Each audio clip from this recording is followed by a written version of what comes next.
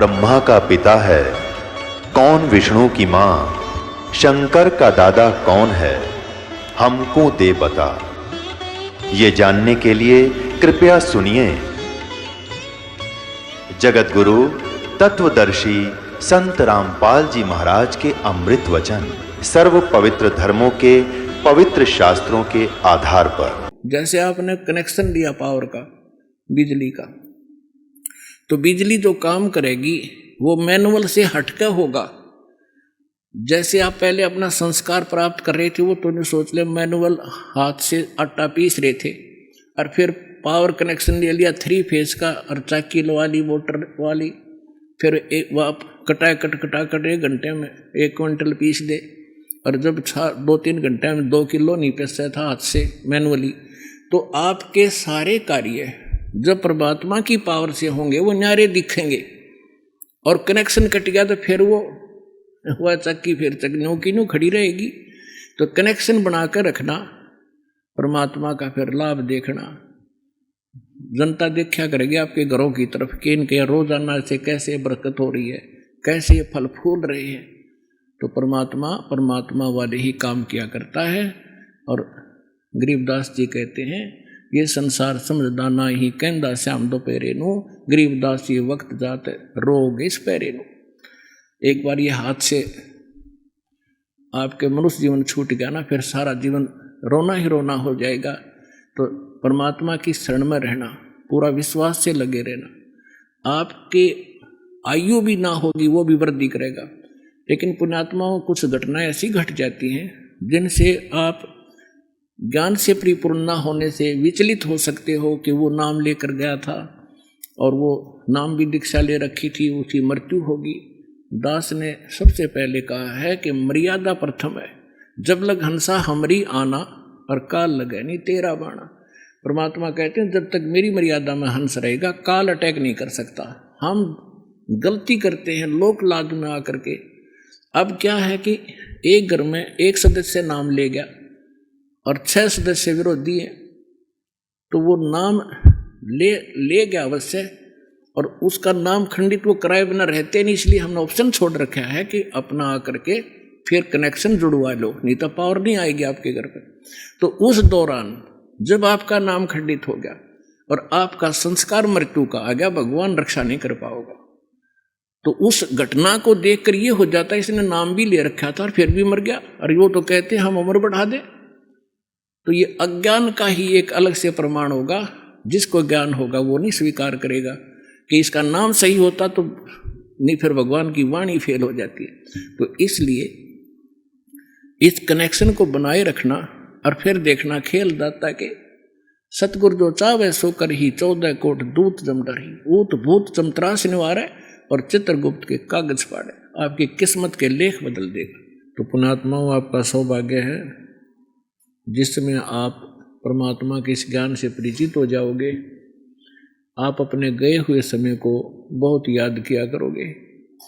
आपको वो समय भी याद रहेगा कि किस भक्त ने कब मुझे ये पुस्तक दी थी या सतलोक आश्रम बरवाला के विषय में कोई जानकारी बताई थी।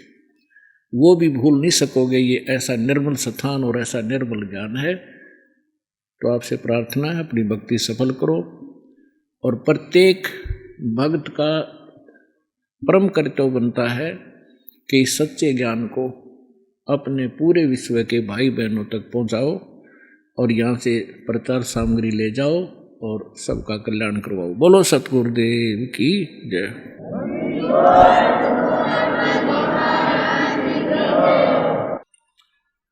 परम पिता परमात्मा पूर्ण ब्रह्म सारी सृष्टि के रचनहार कबीर परमेश्वर जी की असीम रजा से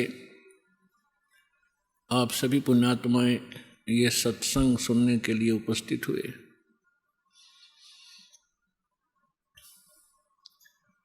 सौभाग्य उन प्राणियों का जिनको इस समय में मानव शरीर है और जिनको ये सत्संग उपलब्ध हो रहा है, वो तो बहुत ही पुण्यकर्मी प्राणी है।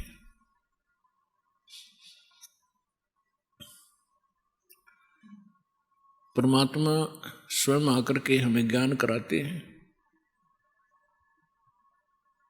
और हमें याद दिलाते हैं आप जिस लोक में रह रहे हो ये लोक ठीक नहीं।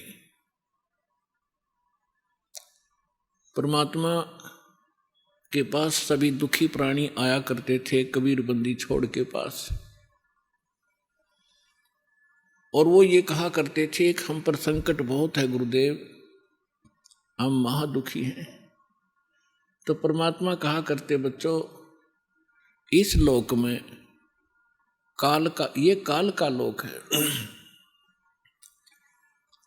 और यहां पर 21 ब्रह्मांड तक आग लगी हुई है राग द्वेष की, बेईमाना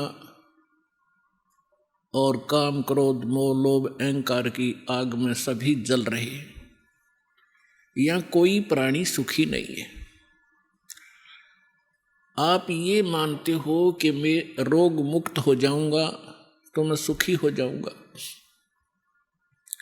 जो निरोग हैं उनसे मिलिए जा करके, उनको ना जाने कितनी और टेंशन पाएंगी जिनको आप सुखी मानते हो, क्योंकि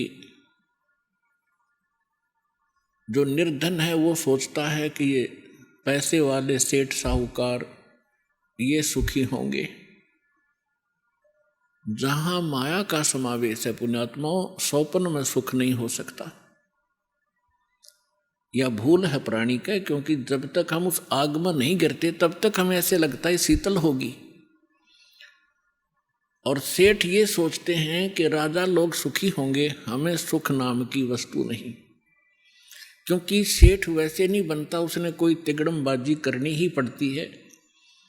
उसके पास 20-30 लाख रुपए हैं तो 50 लाख रुपए का काम उसने आगे फिर से ऑन लोन ऋण लेकर शुरू करना पड़ेगा, तभी वो सेठ होने की सोचेगा। और वो 50 लाख का लोन ले लिया, बिजनेस ठीक चला नहीं, अब 20 लाख वो गए और 30 लाख 50 लाख का लोन गया। वो सेठ उस टेंशन के अंदर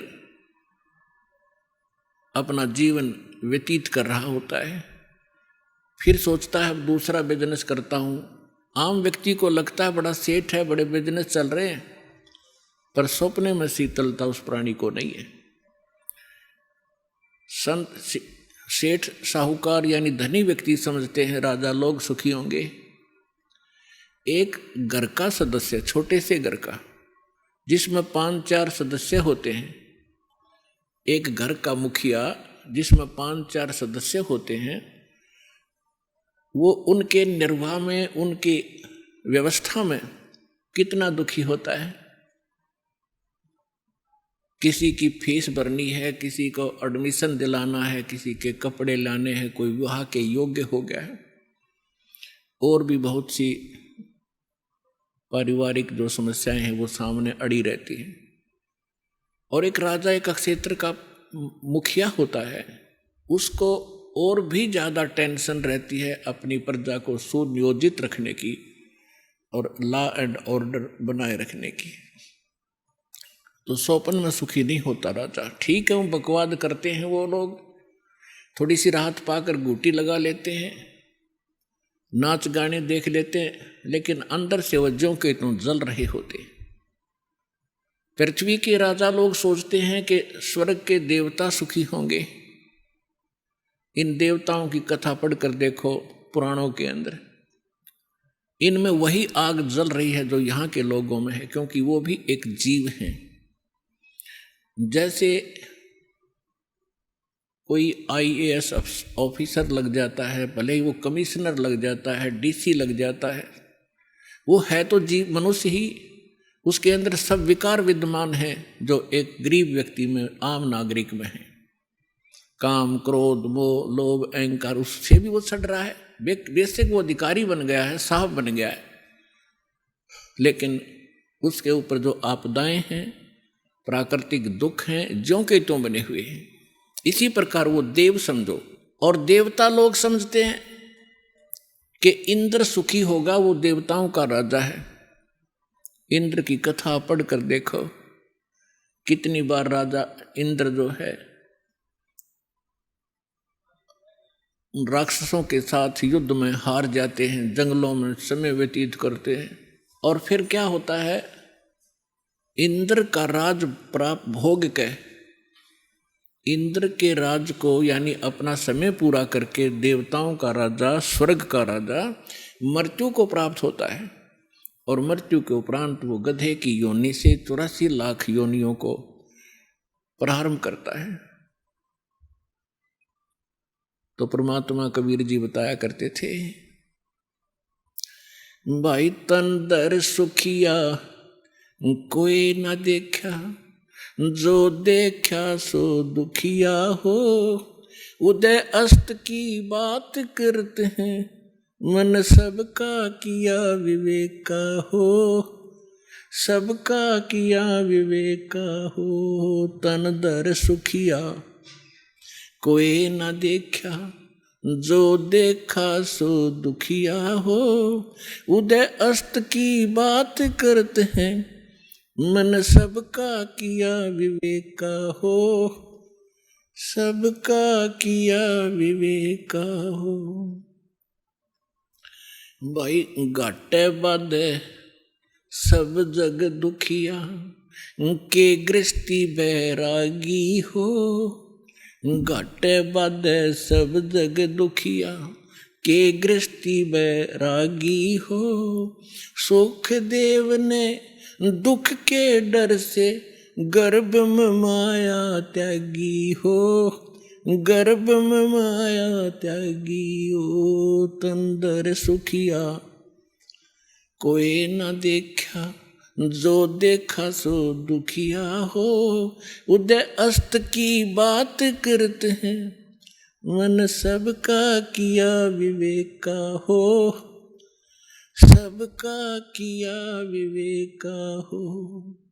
भाई जंगम दुखिया, ये जोगी ही दुखिया, तपस्वी को दुख दूना हो, जंगम दुखिया, जोगी दुखिया, तपस्वी को दुख दूना हो, आशा तृष्णा सब में व्यापे, कोई महल ना सुना हो, कोई महल ना सुना हो। तंदर सुखिया कोई ना देखा, जो देखा सो दुखिया हो, उदय अस्त की बात करते हैं, मन सबका किया विवेका हो, सबका किया विवेका हो।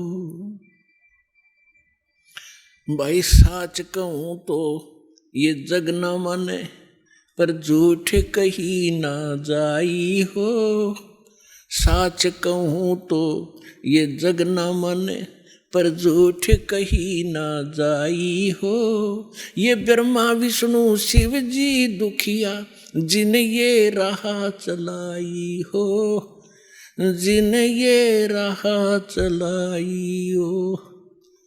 तन दर सुखिया कोई न देखा, जो देखा सो दुखिया हो, उदय अस्त की बात करते हैं, मन सबका किया विवेका हो, सबका किया विवेका हो। भाई सूरपति दुखिया भूपति दुखिया, ये रंक दुखी बपरीती हो, सूरपति दुखिया भूपति दुखिया, रंक दुखी बपरीती हो, कहे कबीर और से भी दुखिया, एक संत सुखी मन जीती हो, संत सुखी मन जीती हो। तंदर सुखिया कोई न देखा, जो देखा सो दुखिया हो, उदय अस्त की बात करते हैं, मन सबका किया विवेका हो, सबका किया विवेका हो। सूरपति दुखिया भूपति दुखिया, ये रंक दुखी बपरीती हो, सूरपति दुखिया भूपति दुखिया, रंक दुखी बपरीती हो, कहे कबीर और सब दुखिया, एक संत सुखी मन जीती हो, संत सुखी मन जीती हो, तन दर सुखिया कोई ना देखा, जो देखा सो दुखिया हो। उदय अस्त की बात करते हैं, मन सबका किया विवेका हो, सबका किया विवेका हो। अब परमात्मा कबीर जी बताया करते थे, बच्चों जिस लोक में आप रह रहे हो यहां सुख नाम की वस्तु नहीं है। इस झूठे सुख को ही आपने सुख मान लिया, हल्के दुख को आप सुख मान बैठे हो।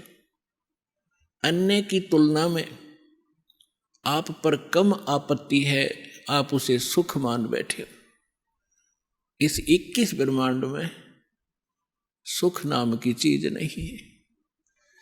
क्या बताते हैं परमात्मा कि भाई घाटे बाद सब जग दुखिया और के गृहस्थी बैरागी हो। अपने आत्मा हमारा दुर्भाग्य रहा कि हमें ऐसे नकली गुरु धर्म गुरु प्राप्त हुए जिनको अपने सिलेबस का भी ज्ञान नहीं। वो टीचर कौन से खाते के। हमारे जो पूर्वज थे वैसे तो ये वर्ण बाद में बने हैं, हम सभी एक ही थे, ना कोई ब्राह्मण था, ना क्षत्रिय, ना शूद्र, ना वैसे, सभी भाई बहन थे। फिर इन्होंने अपने वर्क डिवाइड कर लिए। एक भाई ने यानी एक कुछ व्यक्तियों ने मिलकर कहा भी आप शिक्षा ग्रहण करो और सदग्रंथों को समझो और इस ज्ञान को हमें बताओ।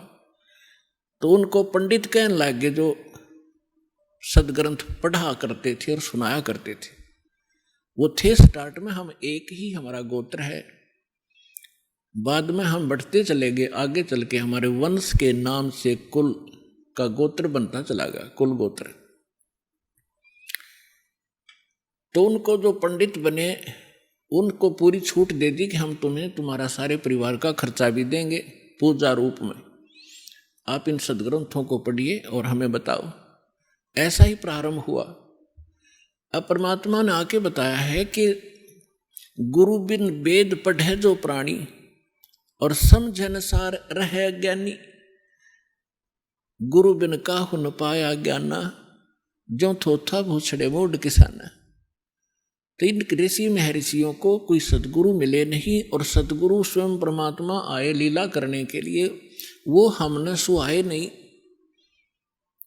क्योंकि हम जैसे क्या होता है, जैसे किसी ने थोड़ा सा बोलन की शैली ठीक कर ली और 10-20 श्लोक गोट लिए वेद या गीता या कोई वाणी पढ़ ली किसी संत की, तो आम स्थान पर खड़ा होकर वो 100-200 व्यक्तियों को प्रभावित कर सकता है अपने प्रवचन के बोलने की शैली से, लेकिन उसके पास कख नहीं है।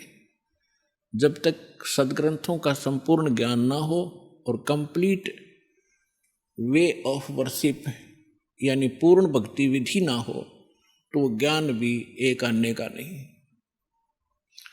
परमात्मा कहते हैं गोरख से ज्ञानी गणे सुख दे जति जिहान, और सीता सी बहु भारिया संत दूर स्थान।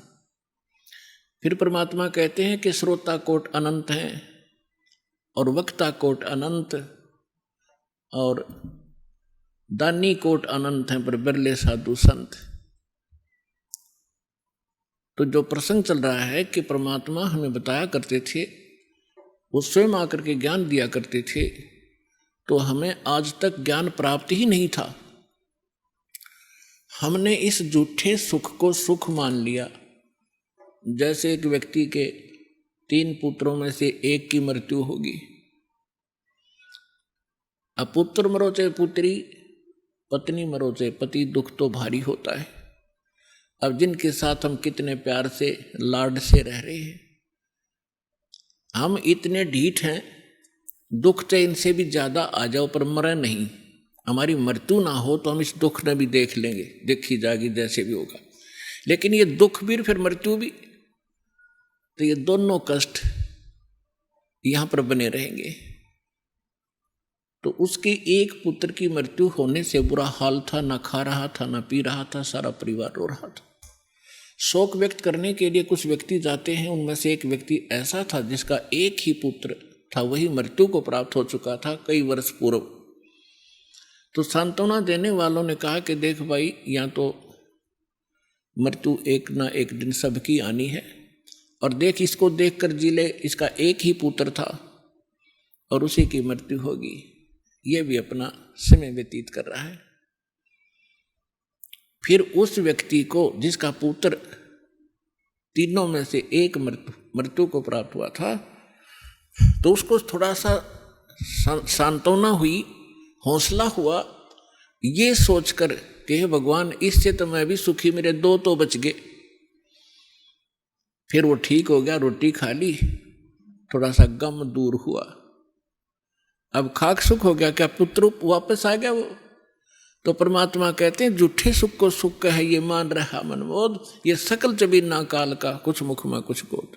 और फिर परमात्मा हमें याद दिलाते हैं कि जो सुख सथल है उसका तुम्हें ज्ञान नहीं है, क्योंकि आज तक तुमने वो सूक्ष्म वेद प्राप्त नहीं हुआ। वो सुख स्थान बताने के लिए मैं आया हूं अपने निज लोक तय। परमात्मा कहते हैं अवगत से चल आया, मेरा कोई भेद मर्म नहीं पाया। परमात्मा अपनी महिमा कबीर जी स्वयं बताते हैं कि मैं सतलोक से चलकर आया हूं और मेरी महिमा से कोई परिचित नहीं है। अवगत से चल आया, मेरा कोई भेद मर्म नहीं पाया। अब क्या बताते हैं परमात्मा? एक बार गोरखनाथ जी के साथ, गोरखनाथ जी ने रामानंद जी, स्वामी रामानंद जी आचार्य जी को आध्यात्मिक गोष्ठी के लिए पुकारा, बुलाया, आमंत्रित किया, ललकारा। अब रामानंद जी वैसे तो विद्वान माने जाते थे, गीता वेद घोट रखे थे उसने, कंठस्थ याद थे मंत्र सभी, लेकिन वो सिद्धि नहीं थी उनके पास। और ये नाथ जो होते हैं तपस्वी होते हैं, ये हठ योग करते रहते हैं। हठ योग से कुछ सिद्धियां आ जाती हैं जो इस मानव शरीर की और इस भक्ति के नाशक होती हैं। आम साधक तो ये, आम व्यक्ति ये सोचता है कि इसने बहुत बड़ी उपलब्धि कर रखी है, सिद्धि प्राप्त करके कोई आकाश में उड़ जाता है और कोई किसी को दुआ बद्दुआ देकर दुखी सुखी कर देता, थोड़ा बहुत अपनी पूंजीते, फिर स्वयं कंगाल हो जाता है। तो ये सब ड्रामेबाजी थी। तो गोरखनाथ जी ने स्वामी रामानंद जी से कहा कि आइए हमारे साथ गोष्ठी कीजिए। रामानंद जी चिंतित हो गए कि श्रोता विद्वान नहीं है और ये नाथ जी जो आए हैं मेरे साथ गोष्ठी करने के लिए, इनमें सिद्धि होती है। इन सिद्धियों को देखकर जनता उनको विजयी घोषित कर देगी और मेरी बेइज्जती होगी। वो बहुत चिंतित था, चिंतित थे स्वामी जी। उधर से परमेश्वर कबीर जी ने स्वामी रामानंद जी को अपना गुरु धारण कर रखा था, एक मर्यादा मेंटेन रखने के लिए। अपने आत्माओं, आज तक जो यह बात बिगड़ी रही, दो विद्वान आपस में बैठकर चर्चा किया करते थे जिसको शास्त्रार्थ कहते थे, और शास्त्रार्थ वो संस्कृत में बोला करते थे। सभी श्रोता अशिक्षित होते थे, उनको संस्कृत कह भी नहीं आती थी, और जिसकी बोलने की शैली दुरुस्त होती थी और संस्कृत घनी याद होती थी और वो ज़्यादा संस्कृत बोलता ही रहता था, तो श्रोता उसको ताली पीट कर और विजयी घोषित कर देते थे। उस नकली के थे तो वह दोनों नकली, पर जो घना नकली था वो सिद्ध हो जाता था कि ये महाविद्वान और मैं ऋषि हो गया। तो इस डर से रामानंद जी चिंतित थे कि श्रोता अशिक्षित हैं, ये कोई सिद्धि दिखा देगा और सब इसको विजयी घोषित कर देंगे। तो उस समय परमात्मा कबीर जी जब अपने गुरुदेव के आश्रम में पहुंचे, रामानंद जी को चिंतित देखकर पूछा, गुरुदेव चिंता का विषय आपका दास जानना चाहता है। पुण्यात्माओं, जब रामानंद जी के साथ परमात्मा का ऐसा व्यवहार था, यानी परमात्मा होते हुए अपने गुरु के सामने एक सुयोग्य शिष्य की भूमिका किया करते थे। हमारे लिए एक उदाहरण छोड़ कर गए थे कि आप जी ने अपने गुरु जी के सामने कैसे रहना चाहिए, और साथ में प्रमाण दिया करते थे कि रामकृष्ण से कौन बड़ा। तुम रामकृष्ण को सुप्रीम पावर मानते हो अज्ञानता से, फिर भी मान कर चलो कि रामकृष्ण से कौन बड़ा। उन्होंने भी गुरु कीन और 3 लोक के वे धनी, गुरु आज्ञा अधीर। तो इस कारण से रामानंद जी ने फिर जब परमात्मा से परिचित हुए, सतलोक सचखंड में मालिक को देखा, तब कहा था, तुम साहेब तुम संत हो, तुम सतगुरु तुम हंस, और राम गरीबदास तेरे रूप बिना और न दूजा अंश। तुम ही परमात्मा हो, साहेब हो, तुम साहेब तुम संत हो। एक संत भी आप ही हो, जो क्वालिटी संत में होनी चाहिए, और परमात्मा तो समर्थ हो ही हो। तुम साहेब तुम संत हो, तुम सतगुरु, सतगुरु माने जो सच्चा ज्ञान, यानी बिल्कुल एक्यूरेट और संपूर्ण अध्यात्म ज्ञान भी आप ही के पास है, किसी के पास नहीं। आप वास्तव में सतगुरु हो, सच्चे सतगुरु हो, सच्चा ज्ञान युक्त हो। और तुम साहेब तुम संत हो, तुम सतगुरु तुम हंस। हंस माने एक नेक आत्मा, एक सुयोग्य शिष्य भी आप ही हो। तो परमात्मा ने कहा, क्या आपका दास चिंता का कारण जान सकता है? तब स्वामी जी के साथ बैठे और भी बहुत से ब्राह्मण ऋषि थे। उन्होंने बताया कि ऐसे कोई नाथ जी आए हैं, उन्होंने स्वामी जी से गोष्ठी करने को कहा है, और नहीं तो जो नहीं गोष्ठी के लिए आएगा तो हार मान ली जाएगी।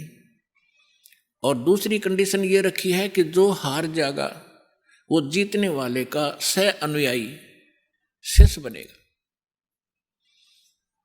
तब स्वामी जी ने कहा कि हे भगवान, वो नाथ सिद्धि युक्त है, वो सिद्धि का ड्रामा दिखाएगा, जनता उसकी वाह वाह कर देगी और हमारा मिशन फेल होगा। मुझे चिंता ये खा रही है। तब परमेश्वर ने कहा, स्वामी जी हार जीत की चिंता संत नहीं किया करते, और हमने सामना करना चाहिए, हमें चलना चाहिए। आपका दास भी तो आपके साथ है। रामानंद जी को पता था, क्योंकि वो देख चुके थे उसकी परमात्मा की महिमा को। तब थोड़ा ढाढ़स बंधा और उसकी चुनौती स्वीकार की। अब वहां जहां निश्चित समय और स्थान था वहां पहुंच गए। नाथ जी को आसन दे रखा अलग से, ऊंचा तख्त पर, जमीन पर अलग से आसन बिछा रखा। अच्छा, उधर से रामानंद जी का एक तख्त सा लगाकर वहां आसन लगा दिया। और स्वामी परमेश्वर कबीर जी एक सुयोग्य शिष्य की तरह स्वामी रामानंद जी के चरणों में जमीन पर बैठ गए। और सामने वो नाथ जी, कबीर साहब तो भगवान थे, अंतर्यामी थे, उन्होंने देख लिया ये गोरखनाथ धक्के खाने आया है।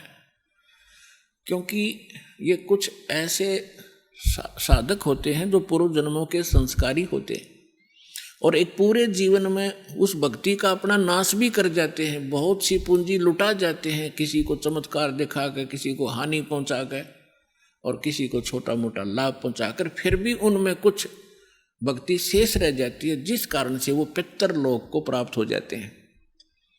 और पितृलोक में गए हुए ये एक सुप्रीम भूत होते हैं पितृ, और वो कभी भी यहाँ आके प्रकट होकर के दिख जाते हैं। स्वर्ग के देवता भी यहाँ आ सकते हैं और वापस जा सकते हैं, लेकिन जन्म मृत्यु उनका कभी समाप्त नहीं हो सकता। तो गोरखनाथ जी ने देखा कि वहाँ वैष्णव पंथ का ज्यादा प्रचार कर रहे हैं स्वामी रामानंद जी, और नाथ पंथ सिकुड़ता जा रहा है, घटता जा रहा है। अब ये राग द्वेष ऊपर तक घर कर गया, वहां तक इनको, यहां से जाने के बाद भी ये दुखी रहते हैं अपने मैं मेरी के कारण। तो जिस कारण से उसने रामानंद जी को पराजित करने के लिए स्वयं आना पड़ा। हालांकि गोरखनाथ जी बहुत पहले अपने मानव शरीर का जो एक कर्म था पूरा करके जा चुके थे। तो परमात्मा ने देख लिया कि तो गोरखनाथ है, अपने वो तो जानी जान थे। तब गोरखनाथ जी ने कहा कि आइए रामानंद जी मेरे साथ गोष्ठी कीजिए। तब परमात्मा एक बालक थे छोटे से 10-12 वर्ष की आयु के लीला कर रहे थे। उस समय जब गोरखनाथ जी गोष्ठी करने के लिए आए थे, तब परमात्मा खड़े हुए कबीर जी और कहा कि नाथ जी पहले मेरे से गोष्ठी कीजिए और बाद में मेरे सतगुरु से बात कीजिए। मेरे से निमट ले पहले, फिर सतगुरु से बात करना, गुरु जी से बात करना। आप गोरखनाथ जी इस बात से बड़ा दुखी हुआ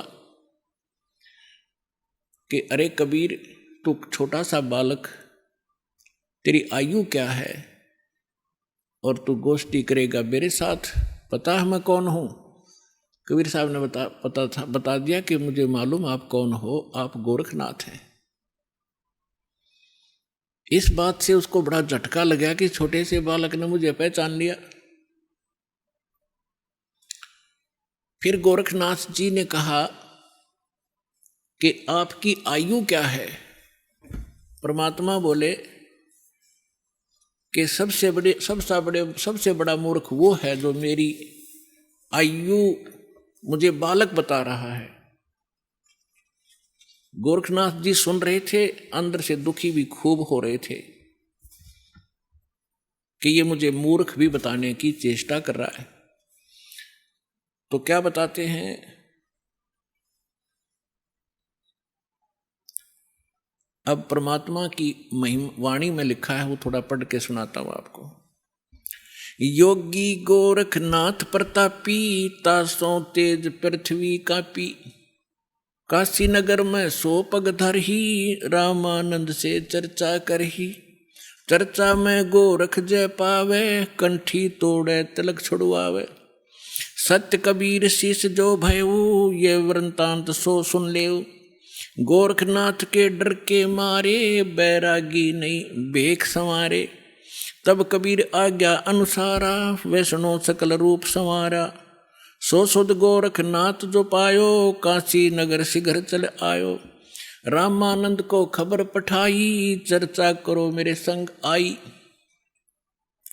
रामानंद की पहली पौड़ी, सत कबीर बैठे तिस ठोरी। तब कबीर आज्ञा अनुसारा, वैष्णो सकल रूप संवारा। कह कबीर सुनो गोरखनाथा, कह कबीर सुनो गोरखनाथा, चर्चा करो हमारे साथा। प्रथम चर्चा करो संग मेरे, पीछे मेरे गुरु को टेरे। बालक रूप कबीर निहारी, तब गोरखनाथ अस वचन उचारी।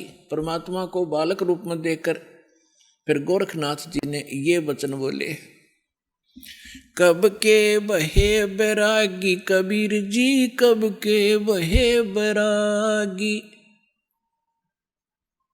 कि तू छोटा सा बालक और कब से तू बैरागी बन गया? क्योंकि ये वैष्णव परंपरा के जो, या नाथ परंपरा के हैं, वैष्णव परंपरा के हैं, या कोई भी एक ग्रुप है इन साधु संतों का, ये अपनी एक पहचान अलग बनाते हैं। जैसे नाथ कई तो कान पड़वा लेते हैं, उनको कनपाड़े नाथ कहते हैं। कई जैसे वैष्णव है वो एक कंठी रखते हैं, एक तुलसी के मनिए की, एक तुलसी के लकड़ी का मन का, और एक धागे में बांध कर लटका कर रखें, जिससे वैष्णव परंपरा से दीक्षित होने की वो प्रतीक होता है। और एक लंबा सा तिलक लगाते हैं, टिक्की लगाते हैं। और जैसे साधु संत एक हाथ में फावड़ी रखते थे, ऐसे बैठकर साधना करते हैं उसके हठ योग के लिए। नीचे एक टी टाइप की एक लकड़ी का डंडा सा होता है। अंग्रेजी के अक्षर टी टाइप। तो परमात्मा रामानंद जी के शिष्य थे। उस दिन जानबूझकर एक साधु संत का रूप बनाकर, जैसे वैष्णव संत साधु भक्त होते हैं, कंठी गले में तिलक पूरा लगा रखा और टोपी पहन रखी और कंठी माला सुमरनी और वो सारा कुछ ले रखे, फावड़ी सी। अब परमात्मा बोले मेरी उम्र बताऊं क्या है। राम, ये नाथ जो होते हैं भगवान शंकर के पुजारी होते हैं। तो क्या बताते हैं कबीर जी, नाथ जी हम जब के बहे बैरागी, मेरी आद अंत सुध लागी। धू धू कार आद का मेला, नहीं गुरु कोई नहीं था चेला। जब का तो हम योग उपास्या, तब का फिरूं अकेला। धरती नहीं जद का टिक्का कीना, और ब्रह्मन धरती नहीं जद की टोपी दीनी, और ब्रह्मा नहीं जद का टीका। और शिव शंकर से योगी ना थे, तब का झोड़ी सिक्का। द्वापर की हम करी फावड़ी, त्रेता का हम झंडा। सतयुग मेरी फिरी दुहाई, मैं कलयुग फिरूं नौखंडा। गुरु के वचन साध की संगत, अजर अमर गर पाया। कह कबीर सुनो हो गोरख, हम सबको तत्व लखाया। अब गोरखनाथ जी ने जब ये सुना तेरा शंकर भी ना था तब का मैं हूं, मेरी इस शरीर को देखकर आप मेरी आयु का एस्टीमेट नहीं लगा सकते। तो परमात्मा क्या बताते हैं, जो बूझे सो बावरा, भाई क्या है उम्र हमारी। असंख्य युग पर ले गए हम तब के ब्रह्मचारी। कोटि निरंजन हो गए ये परलोक सिधारी। हम तो सदा महबूब हैं स्वयं ब्रह्मचारी। अरबों तो ब्रह्मा गए तेरे 49 करोड़ कन्हैया। और 7 कोट तेरे शंभू मर गए, मेरी एक नहीं पलैया। हाय हाय। अब क्या बता रहे हैं परमात्मा के, ये ज्योत निरंजन जो ब्रह्मा विष्णु महेश का पिता, जिसको गीता अध्याय नंबर 15 के श्लोक नंबर 16 में सरपुरुष कहा है। सरपुरुष अक्षर पुरुष 2 पुरुष बताएं, तो ये 21 ब्रह्मांड का स्वामी ये ज्योत निरंजन है, ये काल है, ब्रह्मा विष्णु महेश का पिता है। तो परमात्मा कहते हैं करोड़ों तो ये निरंजन मर गए, इसके भी करोड़ों जन्म हो लिए। और फिर कहते हैं अरबों तो ब्रह्मा गए, और 49 करोड़ कन्हैया, और 7 करोड़ तेरे शिव शंकर मर गए, मेरी एक नहीं पलैया। अपने आत्माओं इस एक एक शब्द परमात्मा का बहुत गूढ़ रहस्य रखता है। जैसे ब्रह्मा जी की 100 वर्ष की आयु है, उसकी आयु कैसे बनती है, 100 वर्ष कैसे बनते हैं। जैसे ये सतयुग त्रेता द्वापर कलयुग 4 युग का एक चतुर्युग होता है, इसमें 43,20,000 कुल वर्ष होते हैं अपने मनुष्यों के वर्ष। और ऐसे ऐसे 1000 चतुर्युग का ब्रह्मा जी का दिन, इतनी ही रात्रि, फिर 30 दिन रात का 1 महीना और 12 महीने का वर्ष, ऐसे बने हुए। और फिर 100 वर्ष की आयु ब्रह्मा जी की। ब्रह्मा जी की से 7 गुना विष्णु जी की आयु अधिक है, और विष्णु जी से 7 गुना शंकर भगवान की। तो यहां परमात्मा क्या बता रहे हैं, अरबों तो ब्रह्मा गए 49 करोड़ कन्हैया तेरे विष्णु जी, और 7 करोड़ तेरे शंभू मर गए, मेरी एक नहीं पलैया। मेरे जीवन की एक पल भी नहीं घटी। अर्थात परमात्मा अविनाशी हैं, और ये बता रहे हैं कि तेरे ब्रह्मा विष्णु महेश भी नाशवान है। इस बात से नाथ जी दुखी हो गए कि ये हमारे भगवानों को अजरो अमर है, ये तो इनको नाशवान बता रहे हैं। तो परमात्मा कहते हैं एक ना भूला 2 ना भूली, भूली सब संसारी। सबका बोल पट लिया। मेरे साथ दो भाई, मैंने सब जग बोला पाया। इसी भूल में ब्रह्मा बोला जिन ये वेद सरसाया, और वेद पढ़ के पंडित भूले मर्म भेद नहीं पाया।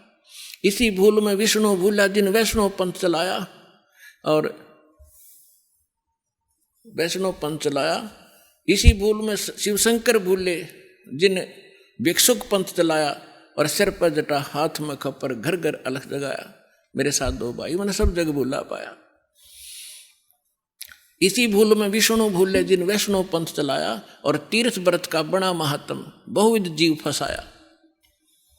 तो यहां गोरखनाथ जी को परमात्मा बता रहे हैं कि अरबों तो ब्रह्मा गए, ये 49 करोड़ कन्हैया, 7 करोड़ तेरे शंभू मर गए, मेरी एक नहीं पलैया।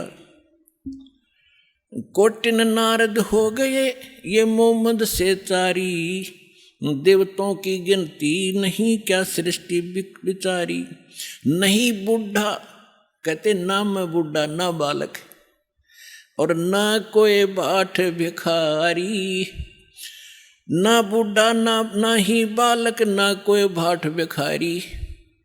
कहे कबीर सुनो हो गोरख, ये सुन ले उम्र हमारी। मैं ना बालक हूँ, ना मैं वृद्ध हूँ, ना कोई भाट भिखारी हूँ, और ये मेरी महिमा तेरे को मैंने बता दी, मैं ये हूँ। अब गोरखनाथ जी को बड़ा दुख हुआ, इज्जत का नाश हो गया कि छोटा सा बालक और इतना बड़बड़ बोल रहा है। इनके पास एक हल्दी की गांठ थी, उसके पास सिद्धि की। गोरखनाथ जी ने अपने आसन के साथ में त्रिशूल गाड़ रखा था। एक ऊपर तीन एरो से होते हैं, और नीचे से वो एक पाइप सी, नीचे फिर एक नुकीला सा सिरा होता, उसको जमीन में गाड़ के आसन के साथ रखा हुआ था। 6-7 फुट ऊंचा त्रिशूल।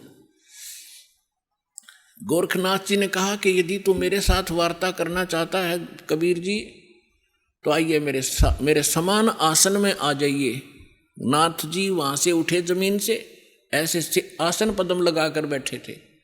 आसन पद्म लगाए लगाए ऊपर उठ गए और त्रिशूल के ऊपर जाकर विराजमान हो गए। ये देखिएगा, हाँ ये देखिएगा, ये त्रिशूल पर बैठे हैं। फिर परमात्मा ने क्या लीला की कि कबीर जी ने कहा कि गोरखनाथ जी, आपकी और हमारी बात ज्ञान चर्चा की थी, गोष्ठीकरण की थी। ये बाजीगर वाला काम हम नहीं जानते, और ना ये पसंद, ना ये दातम मार्ग में इसकी कोई वैल्यू है। आप नीचे बैठ के और चर्चा करता कि जनता को पता चले सच्चाई का। तो गोरखनाथ जी कहते हैं तुम्हारे पास कोई है तो आइए मेरे समान बैठकर चर्चा कीजिए, नहीं तो हार स्वीकार कर लीजिए। अब उनके पास तो एक दाव था यो। तो परमात्मा बोले अच्छा ठीक है। कबीर साहब बचपन से ही जुलाहे का काम करने लगे थे, और जेब में एक चरखे के ऊपर ये माताएं काटा करती थी। एक रील बन जाया करती इतनी मोटी कच्चे धागे की, 100-150 फुट लंबा तार होता था उसका। उसी से सूत कपड़ा बनाया करते थे भगवान। वह कुकड़ी बोल रहे, हमारे देसी हरियाणा के अंदर कुकड़ी बोल रहे हैं, उसने कच्चे धागे वाली कुकड़ी। वह कुकड़ी निकाली जेब मत, वह रील धागे की, और एक सिरा पकड़ लिया और उसको ऐसे छटक दिया परमात्मा ने। वो धागा सीधा खड़ा होगा, स्ट्रेट परपेंडिकुलर, 150 फुट उसका अंतिम सिरा आकाश में, 150 फुट पर। परमात्मा वहां से उठे और उस धागे के अंतिम सिरे पर जाकर बैठ के 150 फुट ऊपर। अब गोरखनाथ जी से कहा कि नाथ जी आइए, राजा मेरे बराबर में बैठ कर चर्चा कराएंगे, यहां आ जाइए। अपने आत्माओं, ऐसी बात नहीं थी कि गोरखनाथ जी आकाश में और ऊपर नहीं जा सकते थे। वो तो और ऊपर भी जाते थे, स्वर्ग में भी, उस पितरलोक में भी चले जाते थे। लेकिन समर्थ के सामने सिद्धियां समाप्त हो जाती हैं। जैसे ये घड़ी बना रखी है, अब इसकी सिद्धि बना दी कारीगर ने, इंजीनियर ने, कि ये अपने आप चल घूम रही है, और इसके सामने चुंबक खड़ा कर दो 1 फुट दूर, ये जाम हो जाएगी, आगे नहीं सरकेगी, वहीं खड़ी हो जाएगी। तो वो समर्थ आ बैठे, उसी से प्राप्त करके छोटी मोटी खिलौने खेल रहे होते हैं और प्रभु पाक जाते हैं। उस परमात्मा ने उसकी सारी सिद्धि कैंसिल कर दी।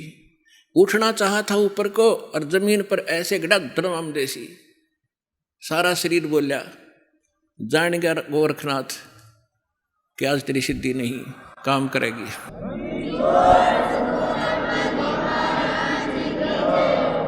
आइए अब हम उन श्रद्धालुओं के अनुभव जानते हैं जो जगत गुरु तत्वदर्शी संत रामपाल जी महाराज जी से दीक्षा प्राप्त कर चुके हैं तथा उनके द्वारा बताए गए भक्ति मार्ग पर चल रहे हैं। नमस्कार सर। नमस्कार सर। सर क्या नाम है आपका? रंजीत माझी है सर। रंजीत जी आप कहाँ से हैं? कलाहांडी डिस्ट्रिक्ट ओडिशा से। संत रामपाल जी महाराज से नाम दीक्षा आपने कब ली? 7 जनवरी 2018 को। संत रामपाल जी महाराज से नाम दीक्षा लेने से पहले आप क्या भक्ति साधनाएं किया करते थे? ऐसे हम आदिवासी होने के बाद, एसटी होने के बाद, हमारा जो परंपरा में था भूत प्रेत, वो देवी देवता मसाणी, वो सब पूछता था, बकरा उकरा काटता था, वही सब करते आता था। उसका साथ साथ मतलब जो ब्रह्मा विष्णु महेश्वर जो शिव मंदिर वो सब जाता था। तो फिर आप संत रामपाल जी महाराज की शरण में कैसे आए? एक बार इसमें गाड़ी एक्सीडेंट हो गया सर, मैं गाड़ी से गिर गया था तो उसमें चोट लगा। चोट लगने के बाद 15-20 दिन जाने के बाद मेरा ये पैर रात को इतना बड़ा हो गया, तो मैं सुबह उठते देखा तो मेरा पैर नहीं उठ रहा है। तो मैं सोचा ये क्या हो गया मेरे को। फिर बाद में मेरे को याद आया कि मैं जो एक्सीडेंट हुआ था इसका वजह से ये हुआ। फिर मेरे दोस्त लोग मुझे हॉस्पिटल ले गया, जो मांडोसिल बोल के गाँव है सर। तो उसी में ले गया तो वो डॉक्टर एक छोटा मोटा डॉक्टर था, उसका पास ले गया तो एक औषध मेडिसिन लिखा कि उसको दुकान से लेके आओ, उसका बाद मैं उसका ट्रीटमेंट करूँगा बोला। तो मेरा दोस्त बोला ठीक है तू यहाँ आराम कर, मैं औषध लेके आता हूँ बोला। वो गया तो मैं बोला कि नहीं भाई मैं अकेले यहाँ नहीं बैठूँगा, मेरे को भी साथ ले जा, तो दोनों औषध लेके आऊँगा तो साथ में चला जाऊँगा। ऐसा सोच के जब गया तो वहाँ पर जो मेडिसिन दुकान जिसका है वो खुद एक डॉक्टर है, मांडोसिल का है, वो साहू डॉक्टर है, अभी भी उसका बड़ा दुकान है।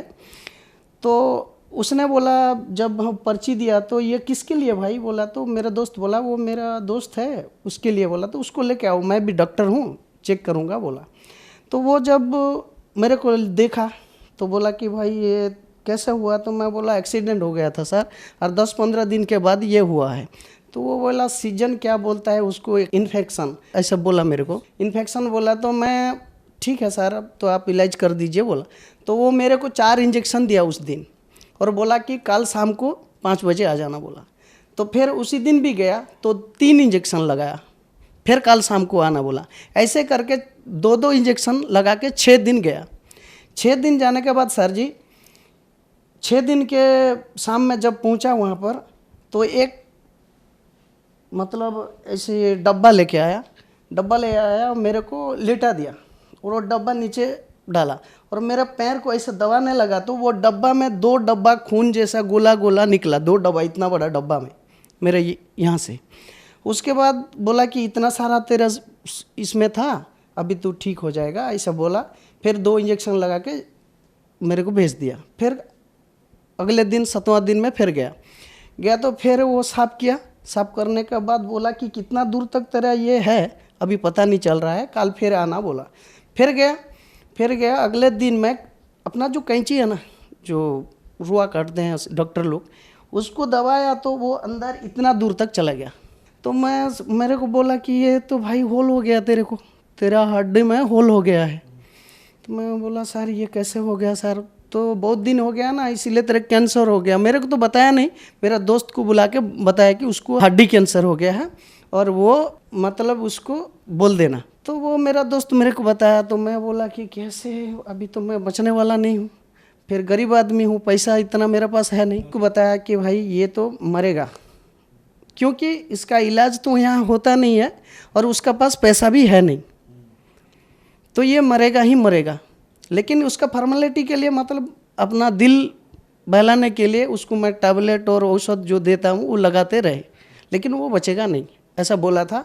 और मेरा दोस्त भी अभी सबूत है वो, तो वो बोला कि ऐसा ऐसा हो गया, तेरे घर को फ़ोन कर देता हूँ बोला। तो मैं बोला नहीं करना मेरे घर को, क्योंकि मैं तो दुखी यहाँ हूँ, मेरे घर वाले दुखी हो जाएंगे, मेरे पति बच्चे सब लोग दुखी हो जाएंगे, पत्नी ये सब दुखी हो जाएंगे। तो वो बोला ठीक है। तो मैं क्या सर, उसी टाइम मेरे को, मैं उससे पहले ये ज्ञान गंगा पुस्तक मेरे हेल्पर जो मेरे से काम करता था, हेल्पर, मैं मिस्त्री का काम करता हूँ, तो मेरा हेल्पर ज्ञान गंगा पुस्तक रखा था और उसको वो कवर में बंद करके अपना सिर पर तकिया दे के सोता था। तो एक दिन वो ड्यूटी गया था, मैं नहीं गया उसी दिन, दारू जोर से पिया था सर, और मैं ऐसा ऐसा करके देखा तो बुक निकला, मैं खोला, पढ़ा, मतलब ऐसा खोला तो उसमें ओम, अभी जो ओम और प्लस चिन्ह जो होता है सभी का दिया है, तो उसको मैं ऐसा खोल के बोला कि ये क्रिश्चियन का किताब कहाँ से रखा है। बोला, मैं उसको रख दिया, नहीं पढ़ा। फिर उसके बाद सर मैं फिर दारू दुकान में चला गया।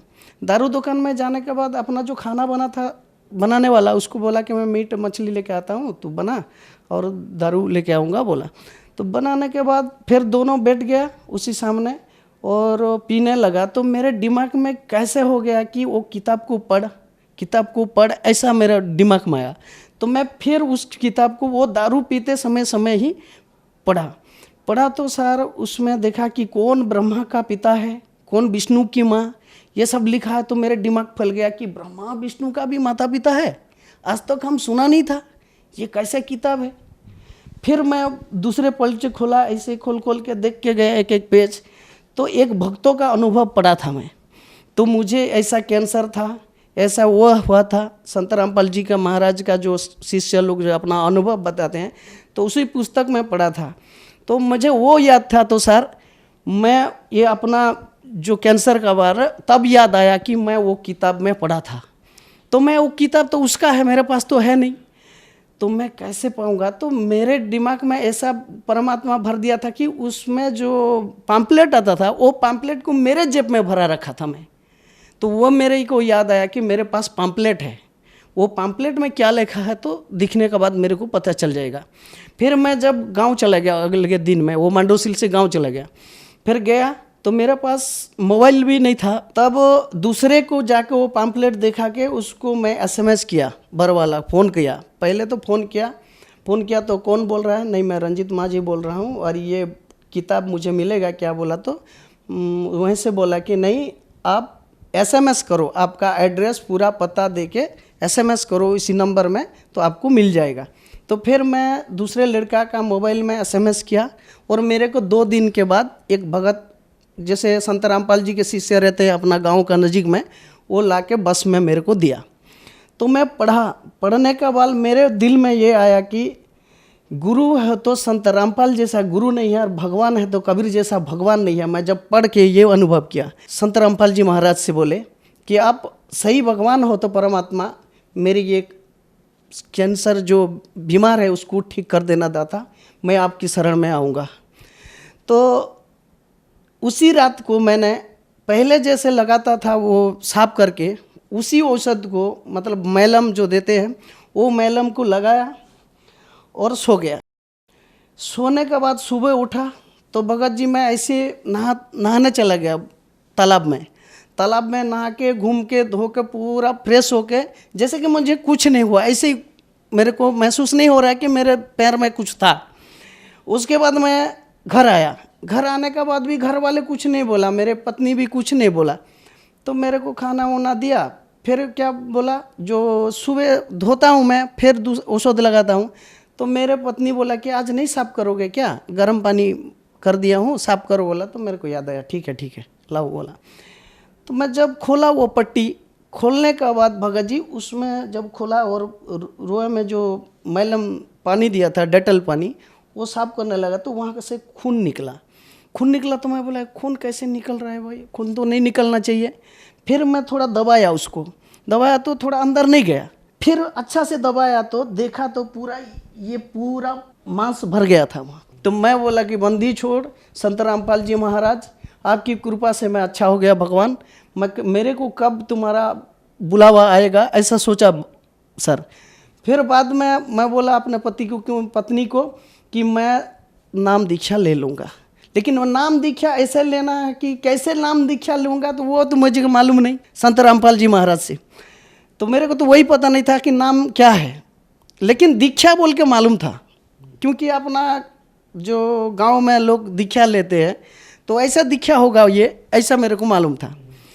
तब मैं वो भगत को फ़ोन किया, जिस भगत ने, भगत बोला तो वो संत रामपाल जी महाराज का शिष्य, उसको फ़ोन लगाया। तो उसने उसको पूछा कि भाई अरे इस दीक्षा कैसे मिलेगा? तो वो बोला कि जारेंग गांव में नामधाम सेंटर है, वहीं पर नाम दीक्षा दिया जाता है। उसके बाद 4 नंबर में जब जनवरी में गया, 7 जनवरी 2018 को, तो मेरे को नाम दीक्षा संत रामपाल जी महाराज से मिली। सर, आपको हड्डी कैंसर यानी बोन कैंसर था। डॉक्टर्स ने आपको मना कर दिया था कि अब आपकी जिंदगी ज्यादा नहीं है। आपने संत रामपाल जी महाराज से प्रार्थना की और संत रामपाल जी महाराज ने आपको नाम लेने से पहले ही ठीक कर दिया। तो क्या संत रामपाल जी महाराज से नाम दीक्षा लेने के बाद भी आपको लाभ मिले? हाँ मिले सर, बहुत सारे लाभ मिले सर। इतना बोलूँगा तो थक जाऊँगा सर, लेकिन थोड़ा सा बताऊँगा। मैं पहले तो मुझे आध्यात्मिक ज्ञान हुआ कि भगवान क्या चीज़ होता है, ये मुझे महसूस हुआ और भगवान को पहचाना। संत रामपाल जी महाराज पूर्ण परमात्मा है, पहचाना। अपना वेद शास्त्र में जो है वो हमको मिला। मैं बहुत नशा करता था सर। सुबह उठता हूँ तो पहले दारू पीता था और मेरे घर वाले भी तंग आ जाते थे कि ये दारू कैसे छूटेगा। और मेरे पत्नी बहुत सारे मंदिर मस्जिद ऐसे व्रत व्रत रखता था कि ये दारू छोड़े बोल के। मेरे पिताजी, मेरे बड़े भैया, इन लोग, मैं जब नहाने जाऊंगा बोलने से भी मेरे पीछे एक आदमी भेज देते कि ये दारू पीने जाएगा बोल के। मेरे घर आके भी पूछ सकते सर। तो जब वो मेरे को, जो मेरे साथ में जाता है, मेरे सिक्योरिटी बॉडीगार्ड बन के, उसको मैं पैसा दे देता था कि नहीं बोलना तू, मैं दारू पी जाने जा रहा हूँ, तू नहीं बोलना, तू ये पैसा ले बोल के उसको मैं पैसा दे के फिर दारू पी के आ जाता था। ऐसा नशा करता था। लेकिन जब संत रामपाल जी महाराज से नाम दीक्षा ली, वो दारू आज तक मैं छुआ नहीं, ना मुझे याद भी नहीं आता है।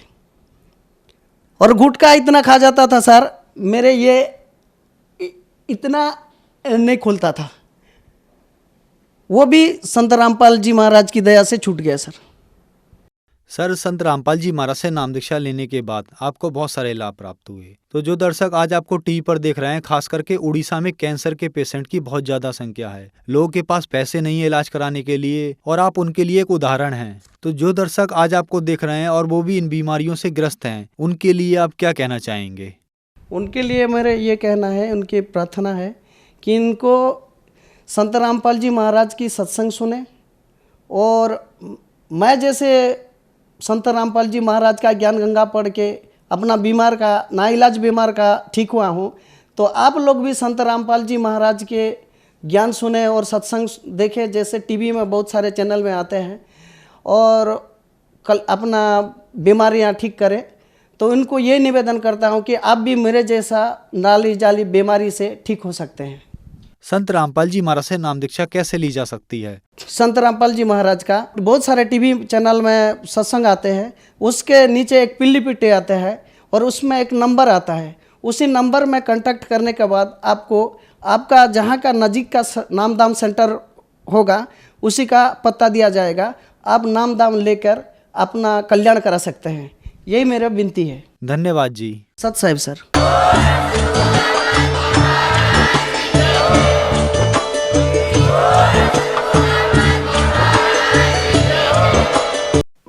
आप सुन रहे थे जगत गुरु तत्वदर्शी संत रामपाल जी महाराज के मंगल प्रवचन। अधिक जानकारी के लिए संपर्क करें